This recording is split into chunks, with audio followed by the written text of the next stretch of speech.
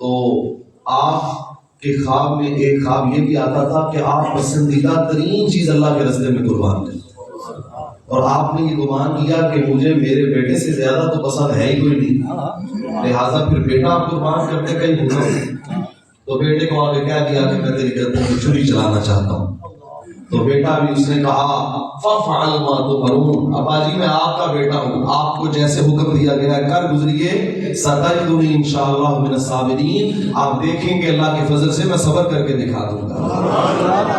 سب سے پسندیدہ ترین چیز اللہ کے راستے میں ہم تو دیتے ہیں وہ چیز اللہ کے راستے میں جو استعمال شدہ، کہتے ہیں کہ کسی نے اب استعمال نہیں کرنا، یہ کسی کے کام کر ہی رہا لہٰذا غریبوں کو دے آؤ۔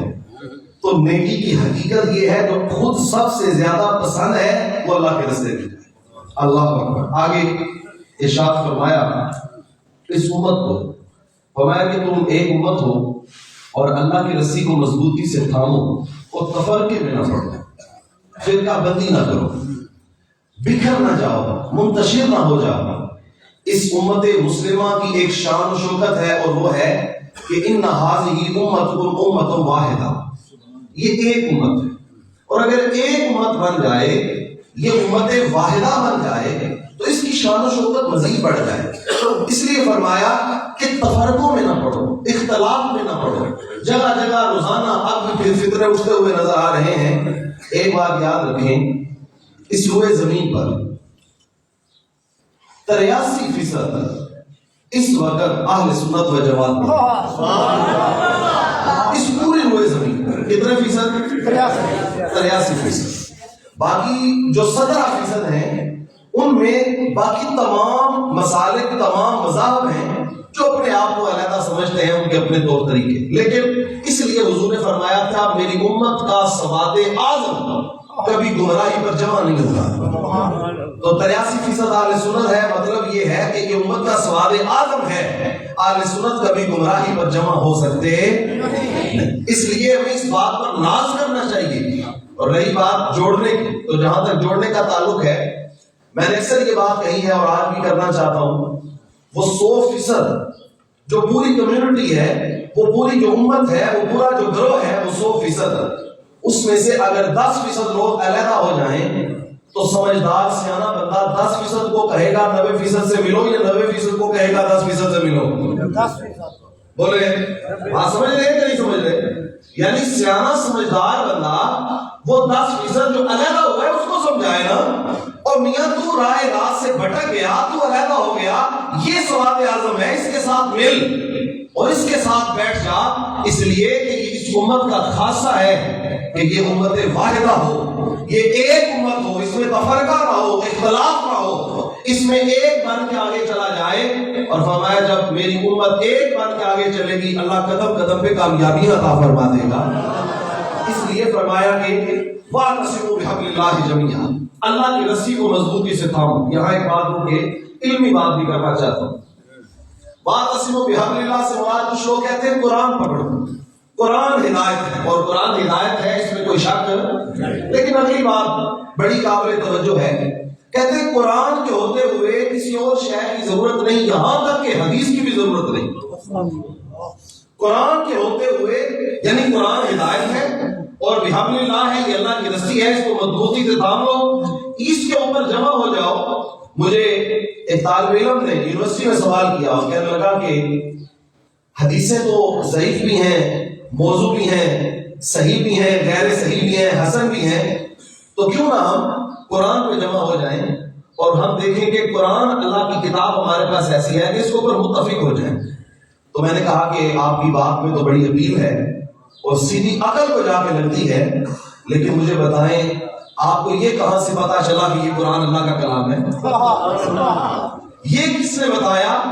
اگر زبان رسالت یہ نہ کہے کہ یہ قرآن ہے تو کوئی مانے؟ صحابہ اکرام اسے بیان نہ کریں۔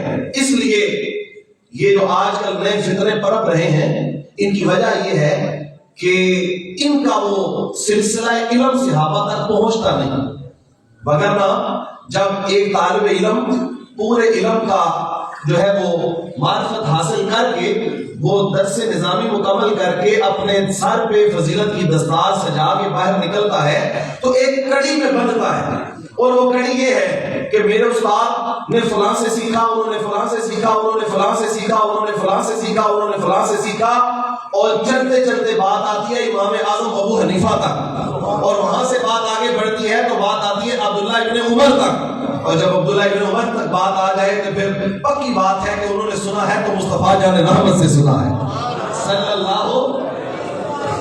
سلسلہ علم میں بندے سلسلہ علم میں جڑے گا تو پھر نا، ورنہ صحابہ پر اعتراض، اہل بیت پر اعتراض، رسول اللہ کی حدیثوں پر اعتراض، اس معنی میں ہے کتنی اچھی لگتی ہے یہ بات عقل کو کہ قرآن پر سارے جمع ہو جائیں، چھوڑ دیں سب چیزوں کو، لیکن یاد رکھنا جس طرح قرآن وحی ہے اس طرح حدیث بھی وحی ہے۔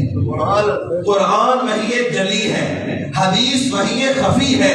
قرآن اسے کہتے ہیں جس کے الفاظ بھی اور معنی بھی اللہ نازل کرے، اور حدیث اسے کہتے ہیں جس کے معنی تو اللہ نازل کرتا ہے پر زبان مصطفیٰ کی ہوتی ہے صلی اللہ۔ یہ بڑی پیچیدہ اور علمی بات میں کر گیا، بس جو سمجھ جائیں وہ سمجھ جائیں، یہاں تک اس کو میں کرنا چاہتا تھا۔ اس لیے صرف قرآن صرف قرآن صرف قرآن نہیں، جو فرمان رسالت حضور کی زبان انور سے نکلے، وما ينطق عن الهوى ان هو الا وحی یوحی، یہ محبوب اپنی مرضی سے بولتا نہیں، جب بھی بولتا ہے خدا کی مرضی سے بولتا ہے صلی اللہ علیہ وآلہ وسلم۔ اس لیے حکم ہے ایک ہو جاؤ، اور دعوت فکر ہے کہ چھوٹے چھوٹے اختلاف کو چھوڑ کے ساری امت کو یہ دعوت ہے، آؤ امت کے جو 83% طبقہ ہے اس کے ساتھ جمع ہو جاؤ۔ اچھا آپ اگر مزاج رکھیں تو ایک بات اور سنا دوں، کوئی بھی مزاج سبحان اللہ سے بولے نظر نہیں مزاج حضرت زین العابدین، امام زین العابدین حضرت امام حسین کے بیٹے، کسی نے پوچھا حضرت اس امت میں 73 فرقے ہوں گے، البدایہ و نہایہ میں علامہ ابن کثیر نے لکھا ہے، جا کے پڑھ سکتے ہیں، نہ ملے تو میں دکھانے کے لیے ذمہ دار ہوں۔ کسی نے پوچھا حضرت 73 فرقے ہوں گے، حضور نے فرمایا 72 جہنمی ہوں گے، ایک جنتی ہوگا، وہ جو جنتی ہوگا وہ کون سا ہوگا؟ حضرت امام زین العابدین نے فرمایا اس وقت فتنوں کے دور میں جو اہل سنت ہوں گے وہی اہل حق ہوں گے، جو اہل سنت ہوں گے وہی اگلے دن میں کہہ رہا تھا نا کہ اب کچھ سادے مسلمان بھی آئے ہیں، وہ کہتے ہیں ہم سیدھے سادے مسلمان ہیں، وہ سیدھے سادے یار جب ڈالٹا گھی نہیں نہ آیا تھا تو صرف گھی تھا، پر جب گھی کے 2 نمبر وہ ایسے ایٹ میں آ گئی نا، وہ ڈالٹا وہ فلاں فلاں، تو پھر کہنا پڑتا ہے دیسی گھی کہنا پڑتا ہے، وہ خالص کی پہچان کروانی پڑتی ہے۔ اس لیے مسلمان ہوں میں سادہ سا، مجھے تو کسی کا پتہ نہیں۔ زین العابدین نے کہا اس فتنوں کے دور میں جو اہل سنت ہوں گے وہی اہل حق ہوں گے۔ بڑا سیاح سمجھدار تھا بندہ پوچھنے والا، اس نے کہا حضرت اگر بہت زیادہ لوگوں نے اہل سنت کے نام کا ٹائٹل لگایا ہو، اس میں اصلی اہل سنت کون سا ہوگا، پہچان کیا ہے؟ تو میں ترجمہ نہ بھی کروں تو آپ عربی سے سمجھ جائیں گے، اس لیے کہ علماء کو سن سن کے عربی کے اتنے ماہر تو ہیں آپ۔ امام زین العابدین نے کہا من علامات اہل سنتی کثرت الصلاۃ علی رسول اللہ، اللہ اکبر، یہ حق ہے۔ اس لیے ان 17% کو یہ دعوت ہے، آؤ اس سوال اعظم سے جڑ جاؤ، اس امت کا ایک ہو جانا اس امت کی شان و شوکت کی دلیل ہے۔ اللہ اکبر۔ آگے ارشاد فرمایا وَلْتَكُن مِّنكُمْ أُمَّةٌ، امت تمہیں ایک ایسا گروہ بھی ہونا چاہیے جو نیکی کا حکم دے اور برائی سے روکے۔ اس امت میں ایک گروہ ایسا بھی ہو جو کسی کام کاج میں نہ لگے، اس کا کام فقط یہ ہو وہ صبح شام امر بالمعروف کرے اور نہی عن المنکر کرے، وہ لوگوں کو اچھے رستے کی دعوت دے اور برے رستے سے منع کرے۔ اس لیے علماء کا یہ کام ہے۔ بسا اوقات ایسے ہوتا ہے کہ علماء جب یکسوئی سے کام کر رہے ہیں تو وہ اپنے لیے روزگار اور تجارت وہ سلسلے سارے نہیں کر پاتے۔ اب خیر ہمارے ہاں ایک اسکالر طبقہ ایسا بھی آیا ہے، وہ سمجھتے ہیں کہ علماء کو اپنا علیحدہ سے کاروبار کرنا چاہیے اور وہ کیا کہتے ہیں انڈیپینڈنٹ ہونا چاہیے اور خود مختار ہونا چاہیے معاشی طور پر۔ ان کی بات عقل کو اپیل کرتی ہے، عقل کو درست لگتی ہے، ٹھیک لگتی ہے، لیکن یاد رکھیں جو شخص اپنے امور زندگی میں امور دنیاوی میں لگ جائے وہ پھر دین کا کام اس یکسوئی سے کر نہیں پاتا۔ اس لیے پھر لوگوں کے اوپر ذمہ ڈالا جاتا ہے کہ یہ وہ شخص ہے کہ جو اللہ کے دین کی خدمت کر رہا ہے، صبح شام قال اللہ وقال رسول کا پیغام دے رہا ہے، لہذا اس کی ساری زندگی کی ضروریات تمہارے ذمہ ہیں، ساری زندگی کی ضروریات ایمانداری نہ دسیو پہلی تری آنا ضروریات زندگی پوری ہو جاتی ہیں. بولو یہ ضروریات زندگی پوری کی پوری ہے ایک شخص کے لیے جو اپنے آپ کو وقف کر دے اللہ کے راستے کے لیے. اس لیے قرآن کہتا ہے ایک گروہ ہونا چاہیے تم میں جو امر بالمعروف کرے نہی عن المنکر کرے, اور جب وہ یہ کام کرے گا تو باقی سارے کام نہیں کر پائے گا. اور بسا اوقات ایسا بھی ہوگا اپنی سلام دعا کے چکر میں بہت ساری باتیں وہ پھر وہ پنجابی میں ہمارے کہتے ہیں کہ اپنی بڑی عالمی پالن کی کہتے ہیں عالمی پالن, تو وہ اس طرح کے معاملات بھی پھر دنیاوی زندگی میں. اور اگر خدا اس کے رسول کے رضا کے لیے فقط امر بالمعروف اور نہی عن المنکر پر نظر ہو, اسے پرواہ نہیں کون راضی ہوتا ہے کون ناراض ہوتا ہے, اسے پرواہ نہیں کون آتا ہے کون جاتا ہے, وہ بات کرے گا تو سچی کرے گا, قرآن کے مطابق کرے گا, مصطفیٰ کے فرمان کے مطابق کرے گا صلی اللہ علیہ وآلہ وسلم. اس لیے اور میں اکثر یہ بات کہتا ہوں, علماء میں بھی کہی ہے, یہاں تو علماء اس طرح سے نہیں, آپ تشریف فرمائیں, علماء میں نے یہ بات کہی ہے کہ جو عالم دین مسجد کی انتظامیہ سے ڈر جائے وہ کیا حق بات کرے گا, وہ کیا امر بالمعروف کرے گا, وہ کیا نہی عن المنکر کرے گا. جسے حق بات کہنے نہیں آتا اس سے چاہیے کچھ بھی ہو جائے. حضور علیہ السلام ایک دن تشریف فرماتے ایسے ٹیک لگا کر ایسے ٹیک لگائی اور فرمایا بنی اسرائیل کے جو علماء تھے انہوں نے چند پیسوں کے عوض اللہ کی آیات کو بیچا اور دین کو بدلا. یہ انبیاء یہ بنی اسرائیل کو علماء کے بعد ایسے ٹیک لگا کے حضور نے فرمایا ایسے اس طرح ٹیک لگائی اور فرمایا بنی اسرائیل کے جو علماء تھے وہ پیسوں سے دین بیچ دیتے تھے اور بات جو کرنے والے ہوتے وہ نہ کرتے, لیکن جب امت محمدیہ کے علماء کی بات ہے تو حضور نے ٹیک چھوڑ دیا ایسے کر کے. فرمایا الا خبردار میری امت کے علماء یہ کام نہیں کریں گے, کچھ بھی ہو جائے نیکی کا حکم بھی دیتے رہیں گے, برائی سے منع بھی کرتے رہیں گے. انہوں نے یہ نہیں دیکھنا کیا ہو رہا ہے کیا نہیں ہو رہا ہے, کون اچھا کہے گا کون برا کہے گا. ولا یخافون لومۃ لائم, پرواہ نہیں, کوئی برا کہتا ہے تو کہے, کوئی اچھا کہتا ہے تو کہے, ہم نے تو وہی بات کہنی ہے جو گنبد خضرا کے وکیل نے کہا صلی اللہ. ایمانداری سے بتانا اگر ایسا ایک گروہ نہ ہو تو معاشرہ قائم رہے. بولے اس لیے اللہ فرماتا ہے یہ ضروری ہے. آگے چلے اللہ فرماتا ہے کہ یہ امت بہترین امت, امت محمدی بہترین امت, کنتم خیر امہ, میں تم بہترین امت ہوں. کیوں کہ تم نیکی کا حکم دیتے ہو برائی سے منع کرتے ہو. پہلی وجہ اس کے علماء نے لکھا ہے کہ بہترین امت ہونے کا مطلب پہلی جو وجہ ہے نا وہ یہ ہے کہ یہ امت دامن مصطفیٰ سے جڑی ہوئی ہے صلی اللہ. فضیلت کا بیان ہے کہ حضور کی امت ہے نا, جب حضور سارے نبیوں کے سردار ہیں تو حضور کی امت ساری امتوں کی بھی سردار امت ہے. اور دوسرا یہ وجہ ہے کہ نیکی کا حکم دے کے برائی. ابن مبارک نے کتاب الزہد میں ایک روایت لکھی ہے, حضور علیہ السلام نے شاد فرمایا ایک زمانہ آئے گا قرب قیامت میں کہ بچے اور بچیاں آوارہ ہو جائیں. صحابہ نے یہ بات سنی تو صحابہ متعجب ہوئے, حضور کیا ایسے ہوگا؟ یعنی انہوں نے کبھی سوچا بھی نہیں تھا حضور کبھی ایسے بھی ہوگا کہ بچے اور بچیاں آوارہ ہو جائیں گے. اللہ اکبر. حضور نے فرمایا صحابہ اس سے بھی شدید ہوگا. صحابہ حیران, حضور اس سے شدید کیا ہو سکتا ہے؟ حضور نے فرمایا صحابہ لوگ نیکی کا حکم دینا چھوڑ دیں گے, برائی سے منع کرنا چھوڑ دیں گے. صحابہ نے کہا حضور کیا ایسے ہوگا؟ اس لیے کہ صحابہ تو کبھی سوچ بھی نہیں سکتے کہ مسلمان ہو اور نیکی کا حکم نہ دے. ایتھے اسا معیار کی بنایا ہے, ساڑے کہتے ہیں جیڑا جتھے لگے لگا رہندے ہو, جیڑا جتھے لگے سانو لوڑ ہی نہیں چھیڑن دی, جیڑا جتھے لگے ٹھیک لگے لگیا رہندے ہو, سانو کیڑی لوڑ ہے اپنے گال پان دی.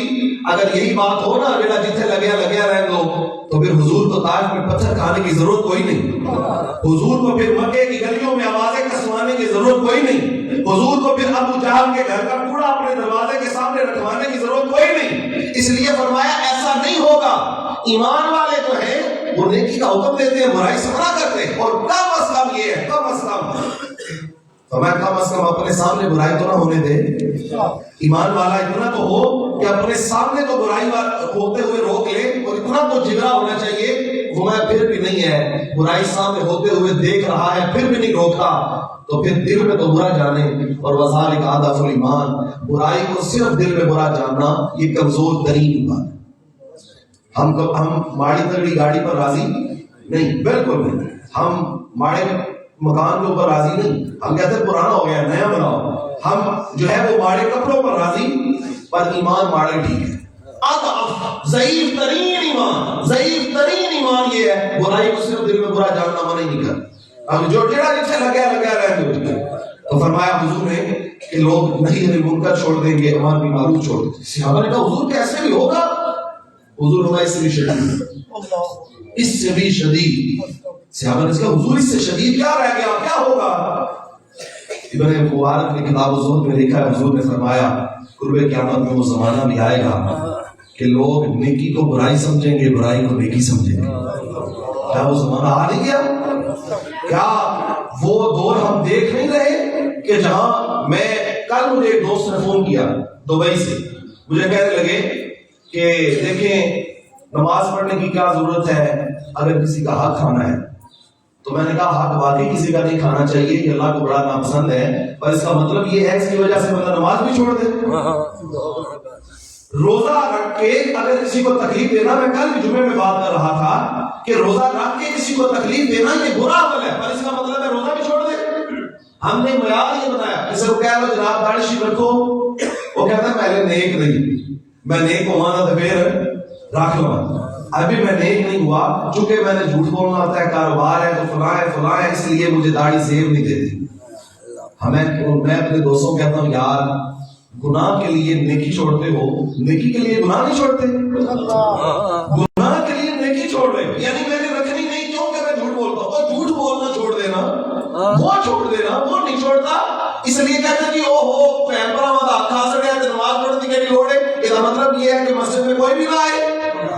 او بہن بھائیوں کا حق کھانا چھوڑو، مسجد میں آنا نہ چھوڑو، مسجد میں آؤ، پر وہ دوسرا وہ گناہ چھوڑو نیکی کی وجہ سے، نیکی کی وجہ سے گناہ چھوڑنا چاہیے، گناہ کی وجہ سے نیکی یہ اپنے تو حضور نے فرمایا کہ قرب قیامت میں ایسے ہوگا کہ لوگ نیکی کو برائی سمجھیں گے، برائی کو اللہ اکبر۔ آگے چلیں، اللہ رب الجلال نے اس میں جو ہے وہ مقام بدر کا تذکرہ کیا، فرمایا ہم نے ایمان والوں کو جو ہے وہ نصرت عطا فرمائی، ایمان والوں کی مدد فرمائی 3000 فرشتوں کے ساتھ، اور وہ 3000 فرشتے وہ جہاں میں جب اس دفعہ گیا عمرہ شریف پر تو میں وہ جبل ملائکہ دیکھ کے آیا، وہ جس پہاڑ پر جو ہے وہ فرشتے نازل ہوئے، اور اس کی خاصیت یہ ہے وہ ریت کا پہاڑ ہے اور عجیب گولڈن رنگ کی ریت ہے، آپ سفید کپڑوں کے اوپر اسے ڈالیں تو وہ کپڑوں کو گندا نہیں کرتی، اور وہ جگہ ہے جہاں پر اللہ کے فرشتوں کا نزول ہوا۔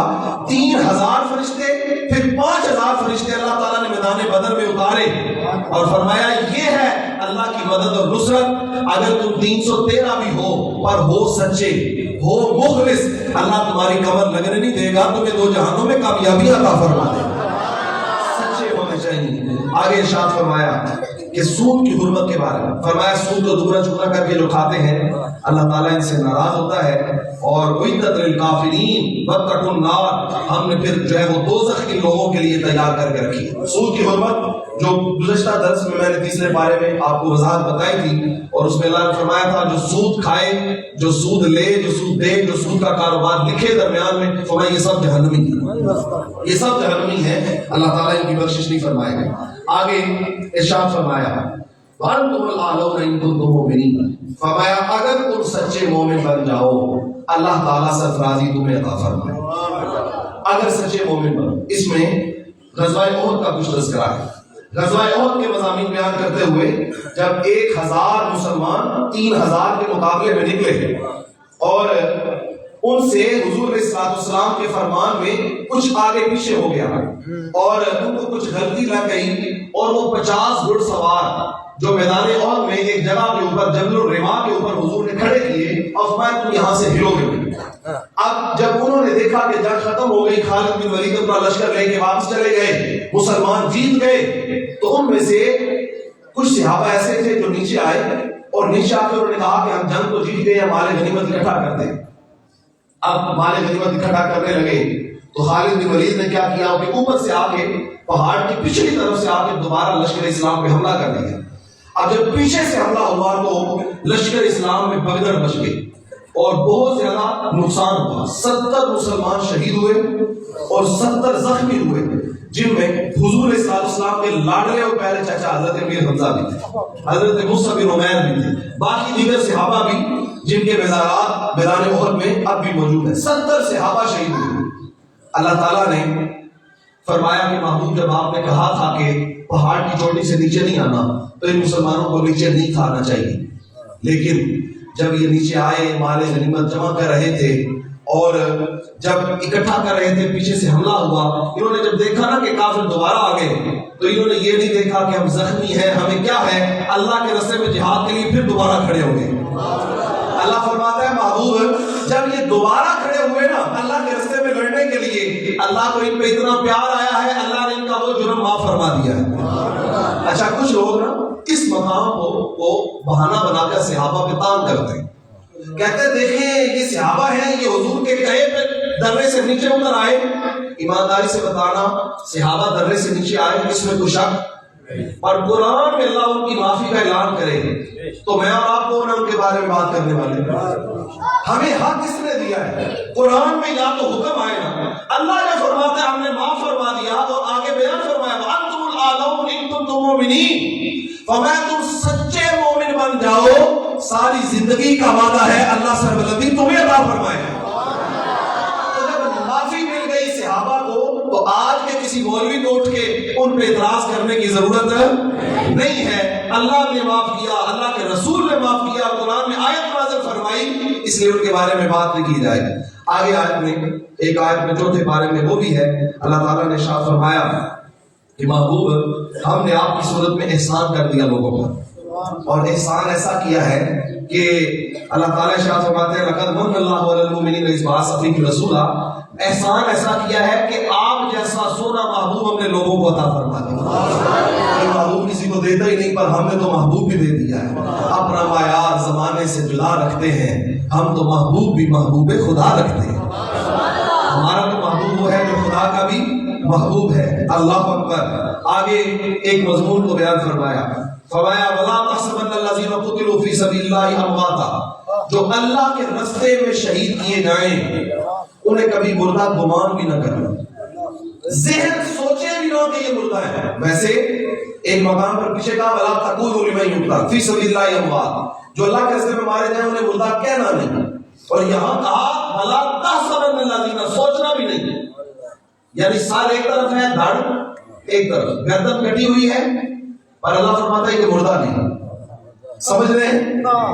گردن کٹی ہے، سال ادھر پڑا ہے، دھڑ، اللہ فرماتا ہے مردہ گمان بھی نہیں۔ گمان تو آ سکتا ہے نا کہ چلے کہنا نہیں مردہ، پر ہے تو مردہ ہے تو فوت ہو گیا، پر اللہ فرماتا ہے مردہ کہنا بھی نہیں، اس لیے کہ بل احیاء عند ربہم یرزقون، وہ اس حالت میں بھی خدا کے ہاں زندہ ہے اور اللہ اسے رزق بھی عطا فرما رہا ہے۔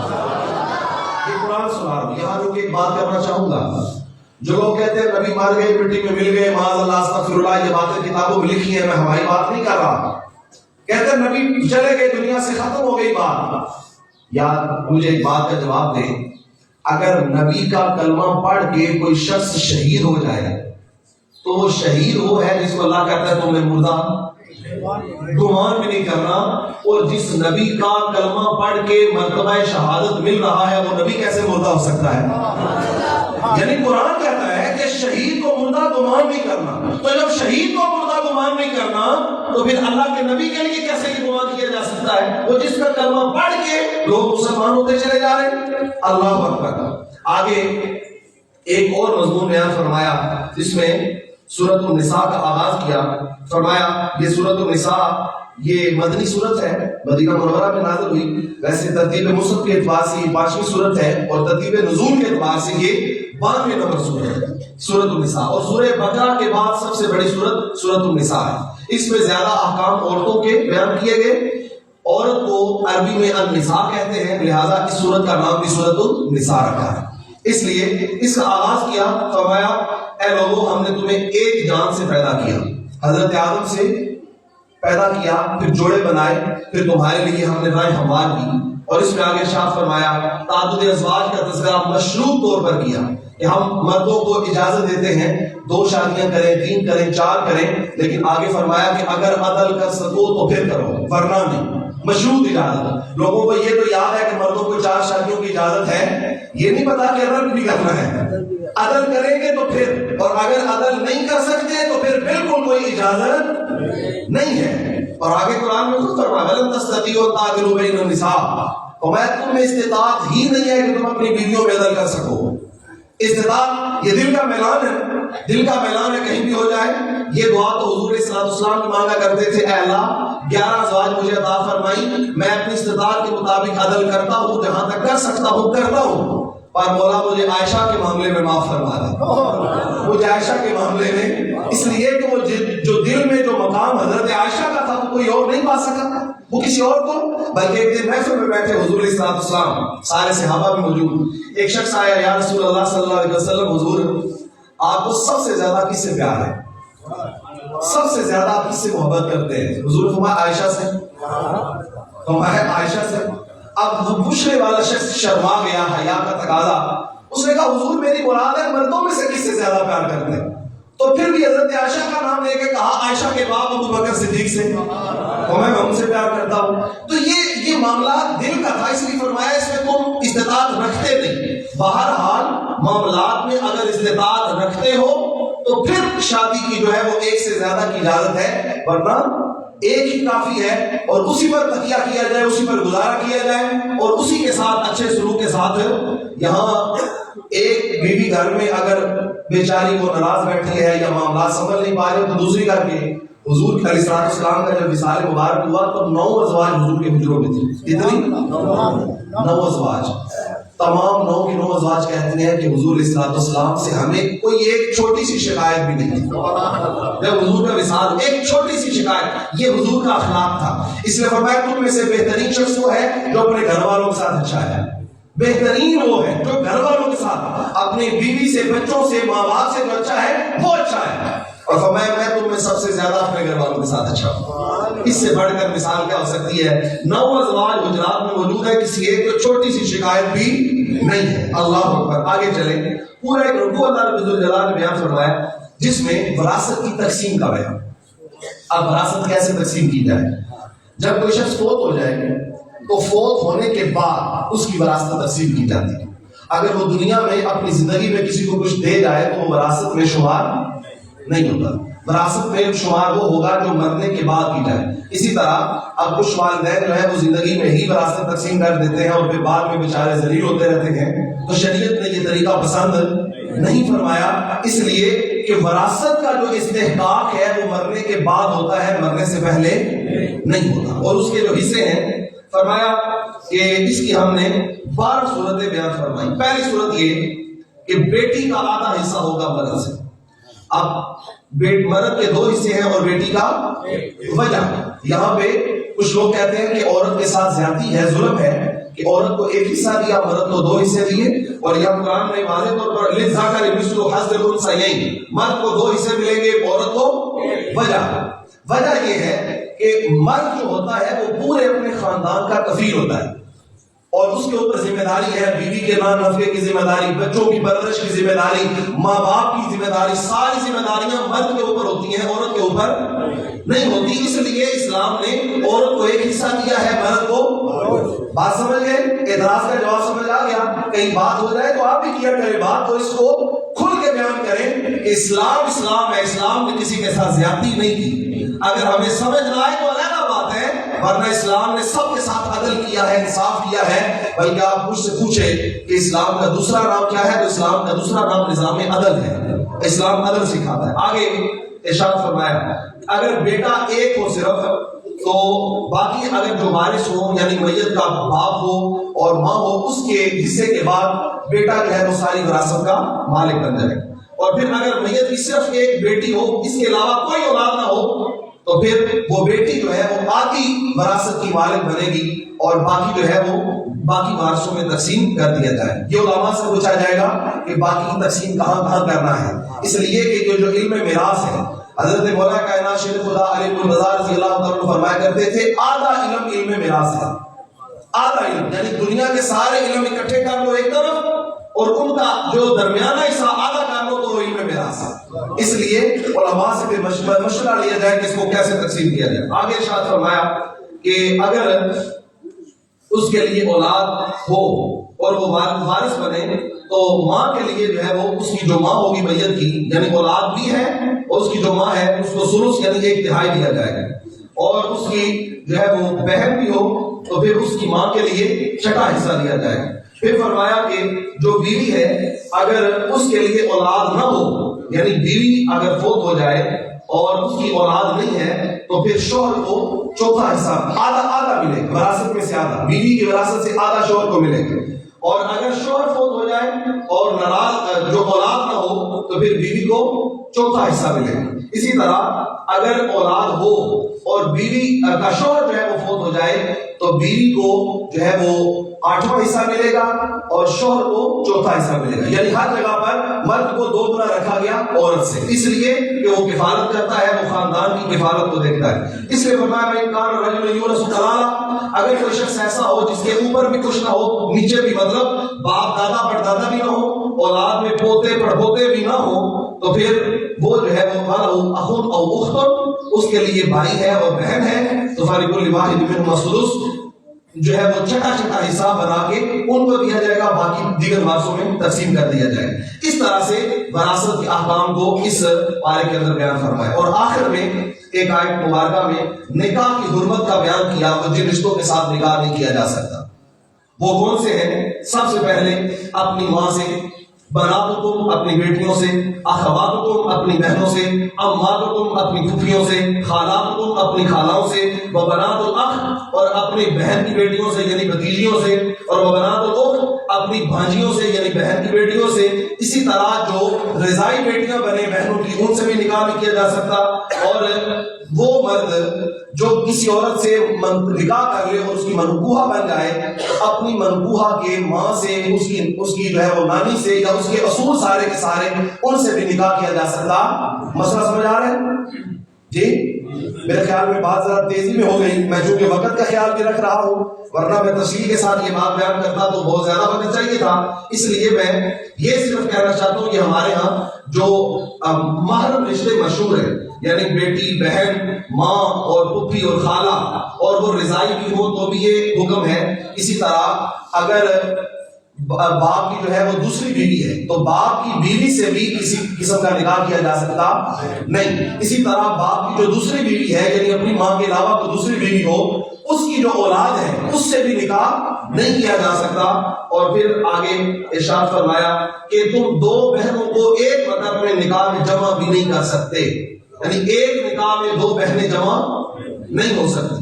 ہاں ایک صورت ہے، ایک بہن رخصت ہو گئی، فوت ہو گئی یا طلاق دے دی، جو بھی معاملہ بن گیا، اب اس کی عدت کے ایام جو ہے وہ ختم ہو جائیں تو پھر جو ہے وہ اس کی بہن کے ساتھ نکاح کیا جا سکتا ہے، ورنہ ایک نکاح میں سبھی 2 بہنوں کو رکھنا جائز نہیں۔ اسی طرح جو رضائی بہنیں ہیں وہ بھی ایک نکاح میں جمع نہیں ہو سکتی۔ اسی طرح وہ عورتیں، وہ 2 عورتیں جن میں سے اگر ایک مرد رکھا جائے ایک عورت، یعنی وہ عورتیں دونوں عورتیں ہوں، اور ایک عورت کو اگر مرد کا درجہ فرض کر لیا جائے، ہے تو عورت، دونوں عورتیں ہیں، ایک کو مرد جو ہے وہ متصور کر لیا جائے تو مرد ہونے کے بعد اس کا اس دوسری عورت سے نکاح نہ ہو سکے، مثال کے طور پر وہ اس کی پھوپھی بنے، وہ اس کی خالہ بنے، وہ اس کے رشتے جو ہے وہ محرم بنے، تو اس طرح سے نکاح جائز ہے۔ بہرحال یہ مسائل تفصیل طلب ہے، آپ کو پوچھنے چاہیے، میں یہاں موجود ہوں، آپ کا جب دل چاہے ان مسائل کے اوپر بات کریں، میں انشاءاللہ جواب دوں گا آپ کو۔ دعا کریں اللہ ہم سب کو قرآن سیکھنے سمجھنے کی توفیق عطا فرمائے۔ اللہم صلی علی سیدنا و مولانا محمد النبی الرمی وعلی آلہ واصحابہ وبارک وسلم۔ الہی نماز فجر پڑھی، درس قرآن میں بیٹھے، اپنا فضل فرما، اسے قبول فرما۔ ایک ایک لفظ جو میں نے بولا میرے احباب نے سنا، اپنی پاک بارگاہ میں قبول فرما۔ مولا ان الفاظ کو ہمارے سینوں میں جگہ عطا فرما، ہمیں عمل کی توفیق عطا فرما۔ الہی جتنے لوگ درس قرآن میں بیٹھے مالک تیری خوشنودی کے لیے، تیری رضا کے لیے بیٹھے رہے، الہی ان کو ایک ایک لمحے کے مطابق اپنی شان کے مطابق اجر عطا فرما۔ الہی جتنے احباب ہاتھ اٹھا کے بیٹھے ہیں سب کے رزق میں، مال میں، جان میں، عزت میں، آبرو میں، اولاد میں برکتیں عطا فرما۔ الہی دنیا میں کسی دکھ کا منہ نہ دکھانا. مولا جتنے آئے درس میں بیٹھے ہیں کسی دکھ کا منہ نہ دیکھیں. دنیا اور آخرت کی خوشیاں عطا فرما. جن کے آباء و اجداد دنیا سے رخصت ہوئے ان کو مبارک درجات بلندی عطا فرما. الہی بالخصوص آج کے ہمارے درس کے میزبان محترم جناب محمد ظفر چیمہ صاحب، الہی انہوں نے میزبانی کی، ان کو اجر جزیل عطا فرما. نبی پاک صلی اللہ علیہ وسلم کے چہرہ و دعا کے صدقہ ان کے آباء و اجداد، ان کے خاندان قبیلے میں سے تعلق رکھنے والے جو جو لوگ دنیا سے رخصت ہوئے، الہی سب کے لیے صدقہ جاریہ بنا. ایک لفظ بھی اگر سن کے کوئی شخص عمل پیرا ہو جائے تو اس کی نیکی ظفر صاحب کو بھی عطا فرما. الہی نبی پاک صلی اللہ علیہ وسلم کی ساری امت کی بخشش فرما. ان کے والدین، ان کے دیگر احباب جو چلے گئے، مالک ان کی مغفرت فرما. جو موجود ہیں ان کو صحت یابی عطا فرما. حلال طیب طاہر روزگار میں فراوانی عطا فرما. ہر قسم کے دکھ درد کرب مرض، آسمانی بلیات، زمین کے فساد، انسان شیطان جن کے شر سے ہم سب کو محفوظ فرما. رب اغفر وارحم وانت خیر الراحمین. وصلی اللہ تعالی علی رسولہ خیر خلقہ محمد وعلی آلہ واصحابہ اجمعین برحمتک یا ارحم الراحمین.